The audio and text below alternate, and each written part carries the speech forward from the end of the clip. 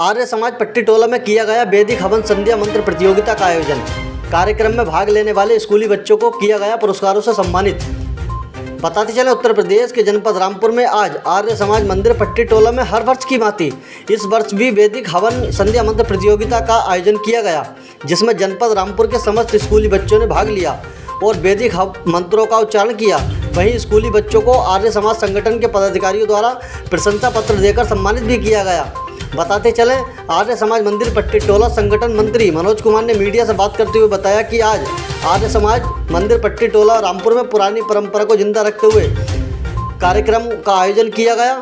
उसी का आज हमने जनपद स्तर पर आयोजन किया था और जनपद के सभी विद्यालयों में इस प्रतियोगिता के निमंत्रण पत्र भेजे गए थे। उसका सिलेबस भी भेजा गया था और बच्चे तैयारी करके पूरे जोश के साथ यहाँ उपस्थित हुए। इन बच्चों की 4 वर्गों में प्रतियोगिता हुई है और बच्चों को प्रथम, द्वितीय, तृतीय पुरस्कार से सम्मानित किया गया। सभी बच्चों को सांत्वना पुरस्कार भी दिया गया। बच्चों ने बड़े उत्साह के साथ इस प्रतियोगिता में भाग लिया। आइए दिखाते हैं ये रिपोर्ट।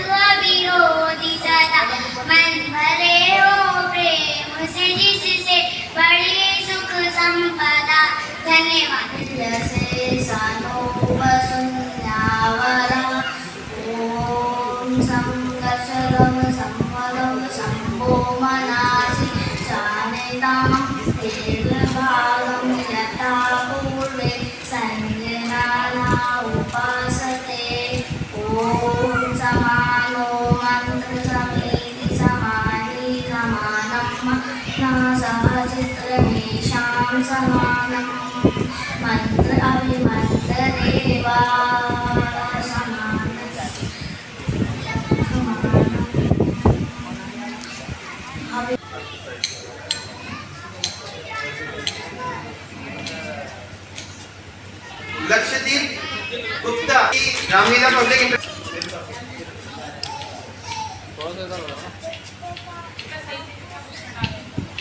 कामना पुरस्कार के रूप में उनके लिए हमारे पास उपलब्ध है। बहुत अच्छी प्रस्तुति की इन्होंने। द्वितीय स्थान प्राप्त करा है तनिष्क सक्सेना।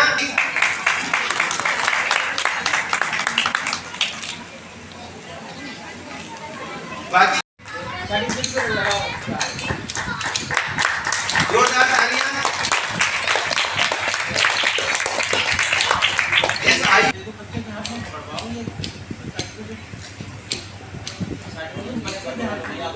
पुरस्कृत किया जा रहा है। इसके अलावा आज हमने प्रतियोगिता आयोजित की है और इसकी प्रेरणा मुझे एक फिल्म के डायलॉग से मिली, जो फिल्म अभी काफी मशहूर हुई थी, केरला स्टोरी की। कि उसमें उस बच्ची ने अपने माँ बाप से कहा था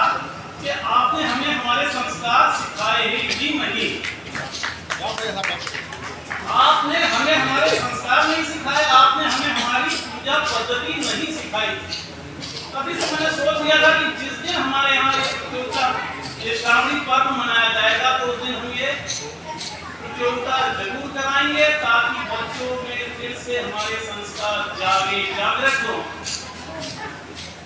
अच्छा, अब हमारी प्रतियोगिता में जितने बच्चों ने भाग लिया है, जिन स्कूल से वो आए हैं, उनके जो टीचर हैं, मैं उनका अपने दिल से और अपनी पूरी कार्यकारिणी की तरफ से हार्दिक धन्यवाद देना चाहता हूँ।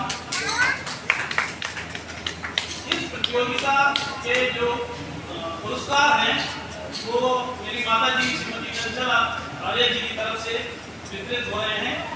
मैं चाहूंगा कि कोई बार मंच पे आ जाए। अगर हमसे कुछ भूल हो गई हो तो हमारे उन पापों को क्षमा करना।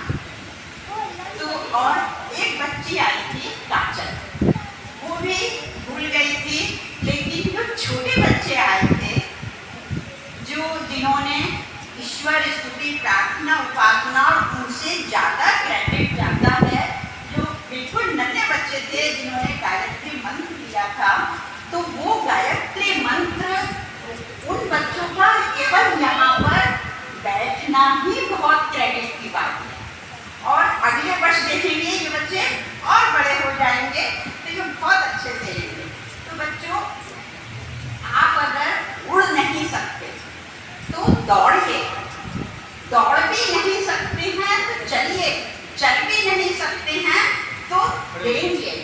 यानी कुछ भी हो हमेशा अपने लक्ष्य को ध्यान में रखते हुए करते रहिए। और जो भी आज बच्चे हैं, पहली बार असफल होने की चिंता मत कीजिए। बच्चों, आपको मालूम है कि हारना जो है ना, जीत की पहली सीढ़ी है। पहली सीढ़ी जीत की हारना है, और दूसरी सीढ़ी बच्चों उस हार से सीख लेना है। तो पहली सीढ़ी में अगर आप हार गए तो इसका मतलब है कि आपने जीत की पहली सीढ़ी पार की है, और उस हार से आपने सीख ली है, तो उस जीत की आपने दूसरी सीढ़ी पार कर ली। तो बच्चों, तीसरी सीढ़ी जब आएगी, जो अंतिम सीढ़ी आएगी, वो आपकी होगी, सफलता आपके कदम चुमेगी।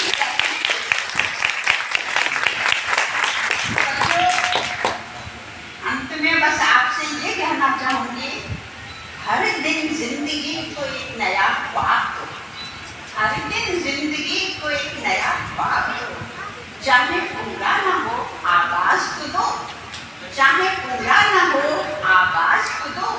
एक दिन पूरे होंगे सारे ख्वाब आपके, एक दिन पूरे होंगे सारे ख्वाब आपके। उन ख्वाबों को से शुरुआत तो दो, उन ख्वाबों को शुरुआत तो दो। परमेश्वर से प्रार्थना करूंगा आपको इतनी बुद्धि और सामर्थ्य दे कि जो प्रयास आपने किया है ये आपका किसी न किसी दिन सफलता में परिवर्तित हो। इतनी बुद्धि और सामर्थ्य परमात्मा आपको प्रदान करे, क्योंकि हम इस मंच पर आएंगे ही नहीं तो हम बोल कैसे सकते हैं। जब हम मंच पर आएंगे तभी एक कुशल वक्ता बन सकते हैं। तो बहुत अच्छे तरीके से आप लोगों ने बहुत कम समय में जो वेद के मंत्रों से, क्योंकि वेद क्या है, वेद परमपिता परमेश्वर की वाणी है।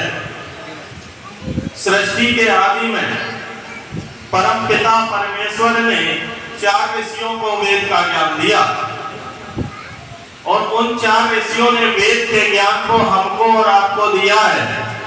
और ये जो मंत्र इस प्रतियोगिता में रखे गए थे वो सारे वेद के मंत्र थे। तो हम परमेश्वर की वाणी जो वेद है उसके पवित्र मंत्रों से यह प्रतियोगिता हुई है। इसके लिए आर्य समाज के सभी पदाधिकारी धन्यवाद के पात्र हैं, और खासकर मनोज जी जिन्होंने बहुत प्रयास किया, जगह जगह जाकर के लोगों को निमंत्रण दिया, और हमारे प्रधान जी, इन सबको मैं बार बार धन्यवाद देता हूँ। हमारे कोषाध्यक्ष जी, क्योंकि और जो जिन प्रतियोगिता में अभी रिजल्ट अनाउंस नहीं हुआ है, लेकिन हमें प्रतिभाग करते समय ही पता चल जाता है कि हमारा रिजल्ट क्या होने वाला है। तो आप निराश ना हो, प्रयास करें, क्योंकि स्वामी विवेकानंद जी ने लिखा है कि असफलता केवल यह सिद्ध करती है कि सफलता का प्रयत्न पूरे मन से नहीं किया।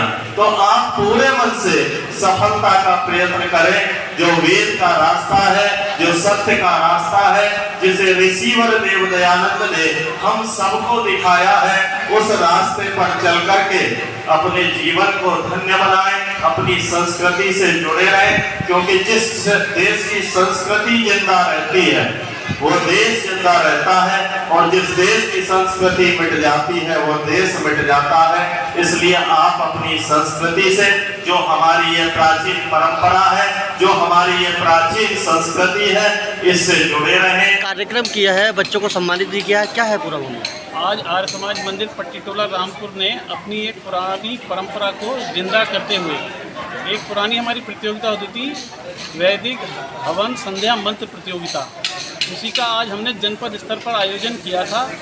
जनपद के सभी विद्यालयों में उसके निमंत्रण पत्र भेजे गए थे, उसका सिलेबस भी भेजा गया था, और आज बच्चे तैयार करके पूरे जोश के साथ यहाँ उपस्थित हुए।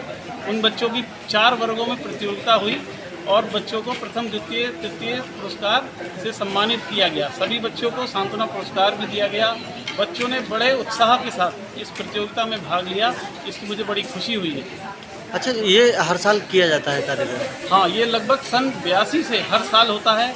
पिछले 5 साल से कोरोना की वजह से ये नहीं हो पाया है, इसी को हमने दोबारा फिर से प्रारंभ किया है। जनता से किस तरीके की अपील करना चाहते हैं? जिस तरह के जनता से मैं अपील करना चाहता हूँ कि हमारे महर्षि दयानंद जी की जो पताका है उस पर लिखा हुआ है पाखंड खंडनी पताका।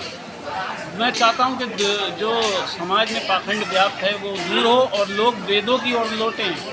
हमारा नारा है वेदों की ओर लौटें, और जो वैदिक पर्व पूजा पद्धति है और वैदिक हमारे संस्कार हैं उसको वो दोबारा जिंदा करें।